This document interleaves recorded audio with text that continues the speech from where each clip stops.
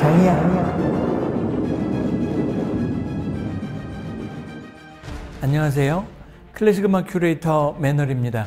클래식 역사 속에 숨어있는 수많은 비하인드 스토리를 꼬리에 꼬리를 무는 이야기로 들려드리는 시간입니다. 오늘은 네 번째 시간인데요. 오늘도 역시 초대박 게스트를 모시고 꼭꼭클 출발하도록 하겠습니다. 앞으로 우리나라의 첼로계를 이끌어갈 젊은 리더, 첼로의 대통령 문태국 첼리스트입니다.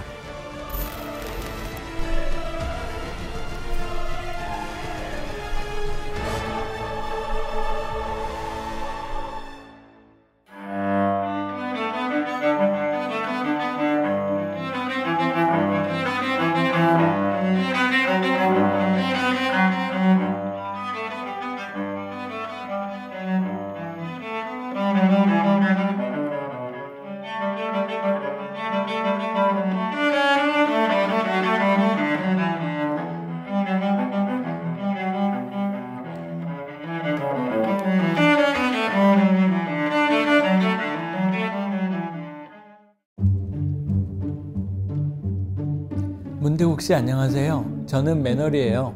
원래는 제가 항상 매너를 지키고 존댓말을 하는 예의 바른 사람이지만 프로그램 성격상 오늘은 반말을 해야 돼요.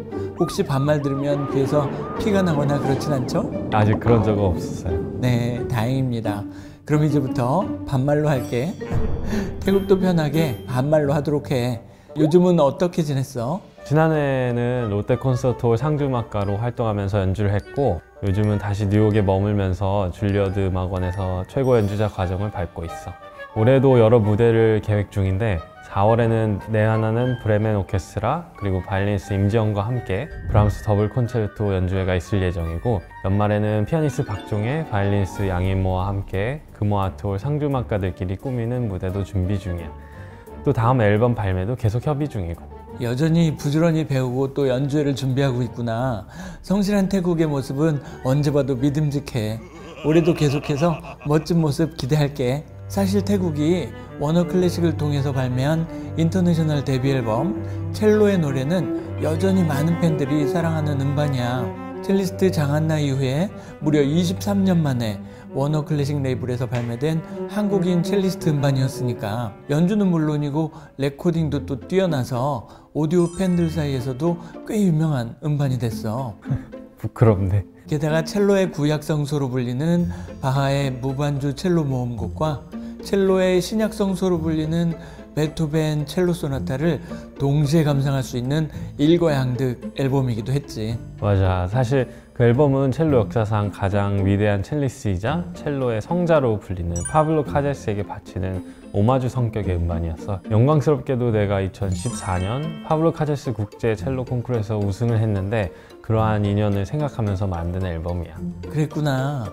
태국이 카잘스 콩쿨뿐만 아니라 앙드레 나바라 그리고 야노스 슈타커 같은 전설적인 첼리스트들의 이름이 붙은 콩쿨과 상들을 싹쓸이 하긴 했지만 그래도 아시아인 최초로 우승한 카잘스 콩쿨과의 인연은 특히 뗄래야 뗄 수가 없지. 그래서 오늘은 태국과도 인연이 깊은 카잘스의 인생과 그가 우리에게 전해준 위대한 바하의 음악 유산을 만나보는 시간 가지려고 해.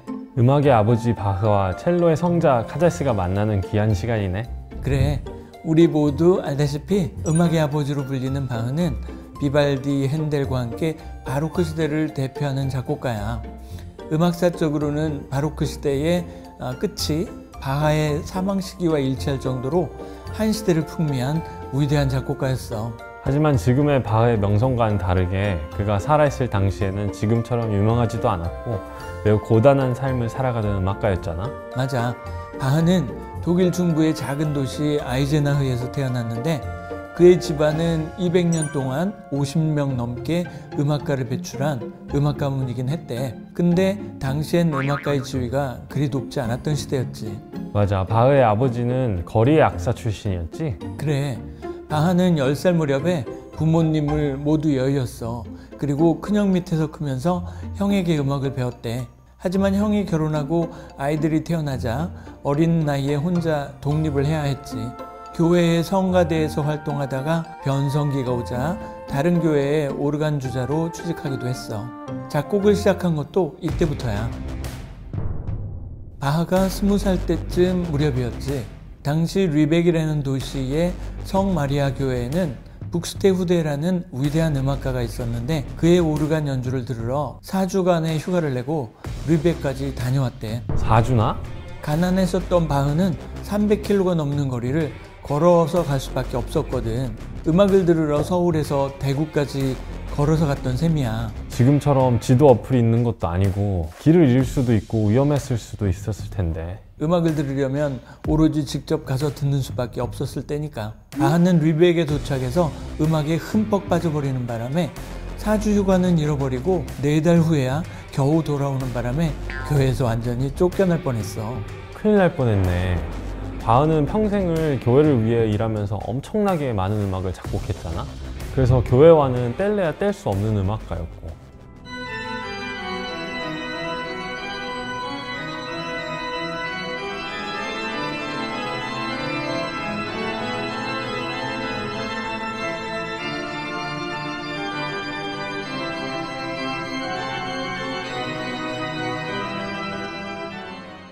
바하의 인생을 크게 세 부분으로 나누면 바이마르 시대, 괴텐 시대, 그리고 라이프치히의 시대로 나누는데 그 가운데 괴텐 시대가 약 5년 반 정도로 가장 짧았는데 유일하게 바흐가 종교음악에서 벗어나서 자유롭게 다른 음악을 작곡할 수 있는 시기였어.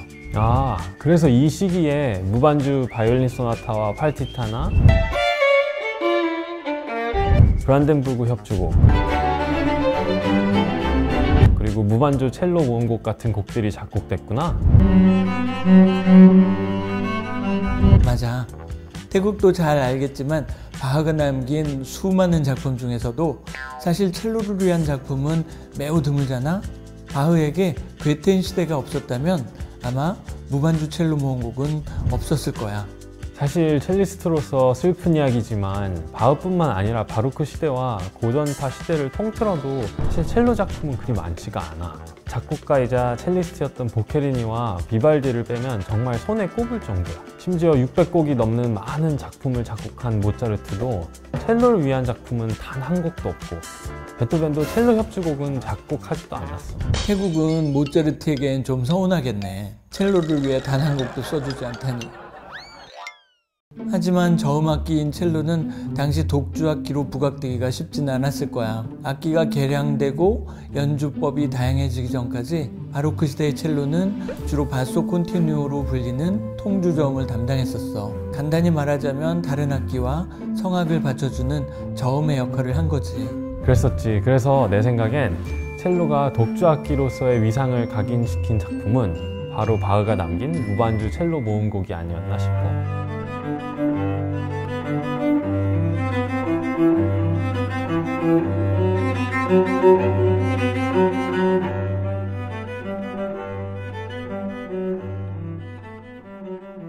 그렇다고 볼 수도 있는 게 첼로가 다른 악기들을 서포트하는 통주저음 역할을 하던 시기에 첼로가 표현할 수 있는 모든 것들은 물론이고 인간의 모든 희로애락마저 표현해낸 놀라운 작품이었지. 그래서 사람들은 이 곡을 첼로의 구약성서라고 부르기도 하고 첼리스트들은 에베레스트의 산에 비유하기도 하잖아. 그런데 바흐가 남긴 자필악보는 현재까지도 발견되지 않았고 그의 부인인 안나 막달레나가 베껴 쓴 필사본만 전해지고 있어.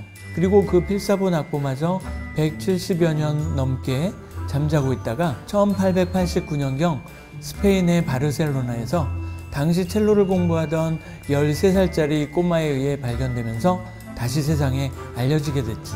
조금 더 정확히 말하자면 그 이전에도 이 곡이 연주되기는 했었어. 하지만 일부만 연주되거나 이 곡이 지닌 가치를 온전히 되살린 연주는 아니었지. 맞아.